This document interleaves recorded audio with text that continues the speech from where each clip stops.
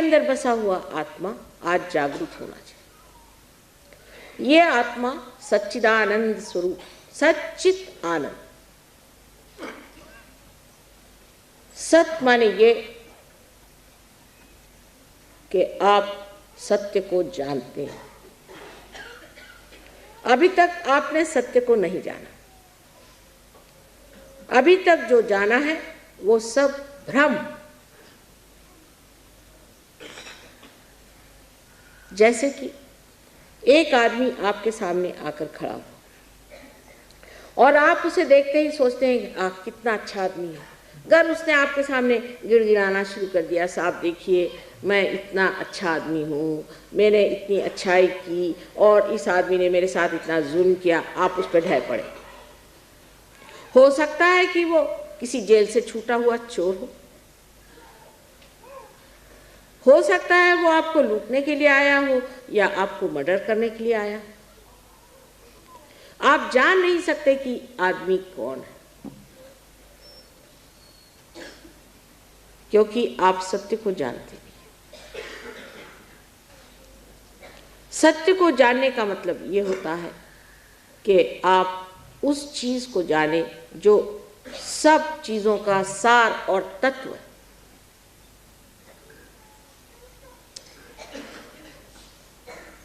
जैसे कि मनुष्य का सार और तत्व क्या है?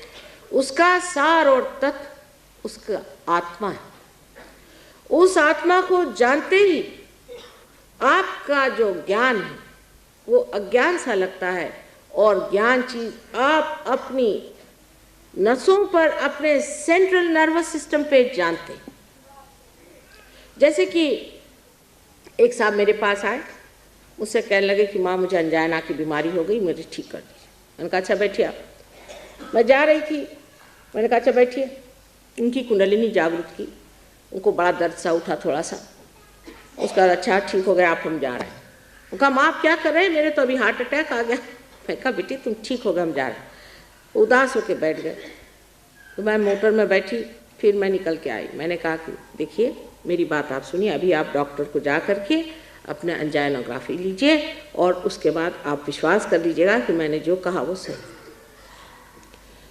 और वो डॉक्टर के पास गए। डॉक्टर ने कहा कमाल है, अरे भाई तुमको तो वाकई अंजाना था, वो हो क्या गया, तुम ठीक कैसे हो गए? सो आपका जो जानना है वो जानना क्योंकि डॉक्टर ने आपको बताया इसलिए जानना हुआ, और हमारा जानना इसलिए है कि आपकी जो वाइब्रेशंस हैं, आपके जो चैतन्य है, उसको हमारे आत्मा ने बता दिया। जब आत्मा बोलता है तब ये चैतन्य चलता है, ये ओंकार चलता है और ये आपको बताता है। कोई सी भी बात जिसके बारे में आपको जानना हो कि ये आदमी की तकलीफ क्या है, जब आप योगी हो जाते हैं आप उसके और हाथ करिए, आपके उंगलियों के इशारे पे आप बता सकते हैं कि इस आदमी को क्या बीमारी है।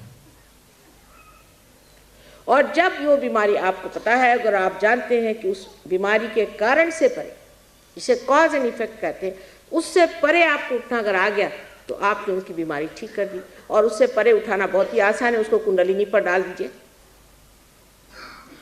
कुंडलिनी जो है ये कॉज और इफेक्ट से परे है। अगर आपने उसको कुंडलिनी पर डालकर उसकी कुंडलिनी उठा दी, खत्म, काम खत्म, वो सब तबीयत ठीक हो गई उसकी। कभी कभी कुंडलिनी का जागरण और उसका बिठाना थोड़ा मुश्किल जाता है, वो दूसरी बात, पर अगर वो हो गया तो काम खत्म, फिर आपको आगे कुछ करने की जरूरत नहीं।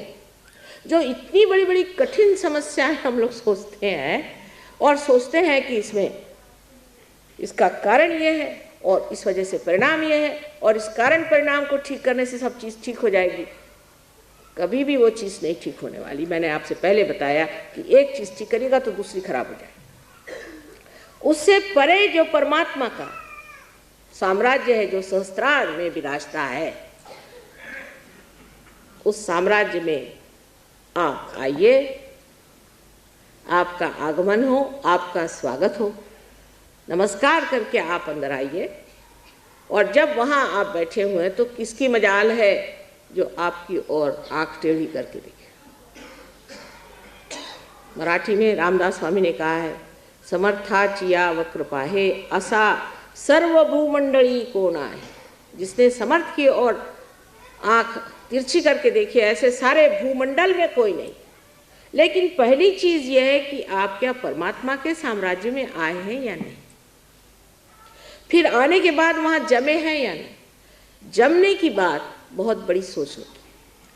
तो सत जो है, जिसे हम सत कहते हैं, वो सत हमें अपने सेंट्रल नर्वस सिस्टम से जाना जाता है। कोई कहेगा कि माँ यहाँ पर ये फूल बिछे हुए हैं, ये हम अपनी आँख से देख रहे हैं ना, ये आँख हमारी जो है, ये हमारी सेंट्रल नर्वस सिस्टम बता रही है कि ये यहाँ फूल रखे हुए हैं।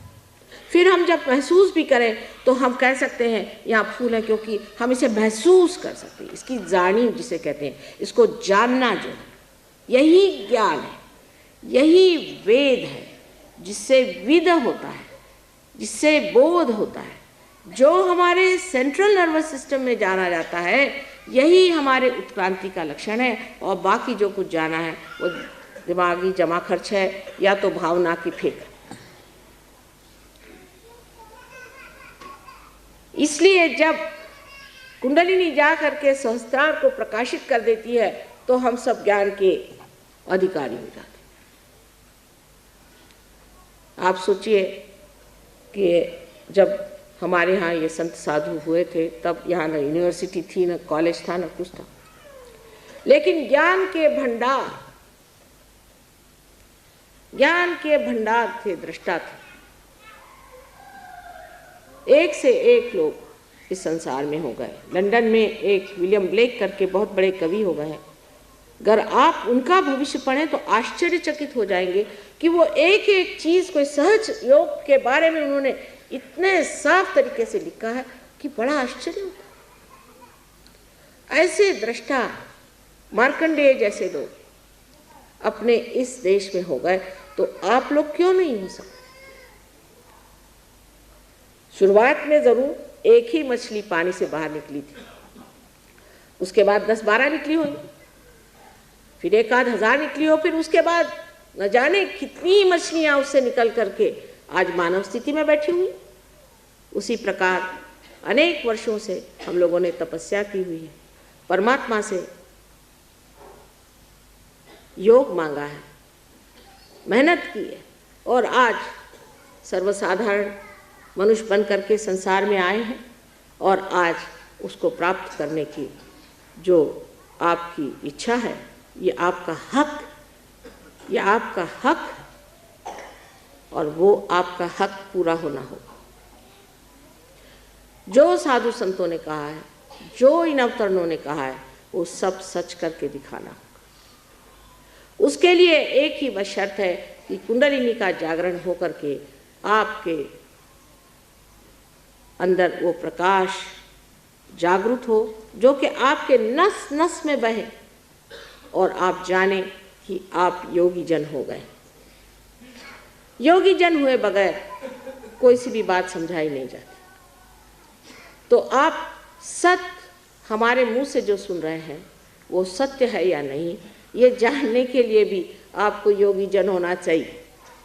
क्योंकि हम जो कह रहे हैं हो सकता है झूठ कह रहे हैं, लेकिन अगर आप योगी जन हैं तो बस आप हाथ फैला करके जान सकते हैं कि आपके अंदर चैतन्य की लहरियां बह रही हैं, और आप समझ सकते हैं कि ये सच बात है। आप ये सवाल पूछें कि संसार में परमात्मा है या नहीं। परमात्मा है, इसलिए आपके अंदर चैतन्य की लहरियां बहना शुरू। पर अगर किसी दुष्ट आदमी के लिए आप पूछे कि ये आदमी अच्छा है या बुरा है, तो हो सकता है कि ये तो पूरे चैतन्य बंद हो जाए, शायद आपको गर्मी आ जाए, शायद एक आध ब्लिस्टर भी आ जाए। लेकिन राक्षस को और संतों को पहचानने के लिए और भी बहुत सी तरीके हैं। बुद्धि से भी मनुष्य समझ सकता है, बुद्धि से भी समझ सकता है कि जिस आदमी की दृष्टि आपके पैसे पर है, आपकी सत्ता पर है, आपके घर के बच्चे बीवियों पर है, वो आदमी कभी भी संत नहीं हो सकता। संतों के लक्षण बार बार कहे गए तो भी हम गलती कर जाते।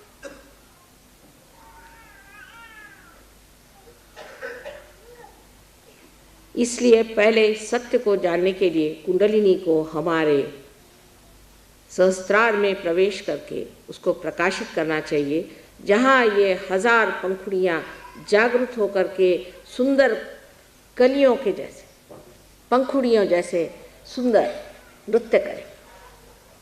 इसे आप देख अभी नहीं सकते, बाद में आप देख सकते, क्योंकि जब आपको हो जाते हैं, जब आप स्वयं ही प्रकाश होते हैं, तो आप प्रकाश कैसे देखेंगे?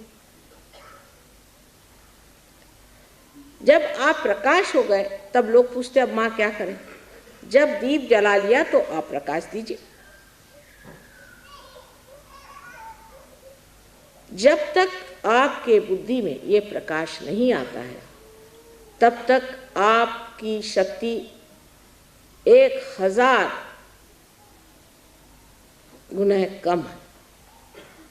मैं तो कहूँ कि इसका कोई अंत ही नहीं, फिर अनंत तक है शक्ति।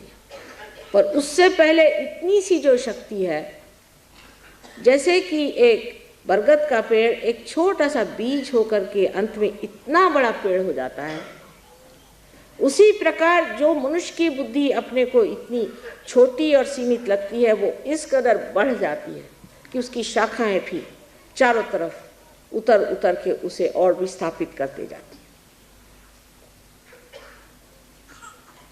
ये परमात्मा का सत्य स्वरूप है, आत्मा का सत्य स्वरूप है।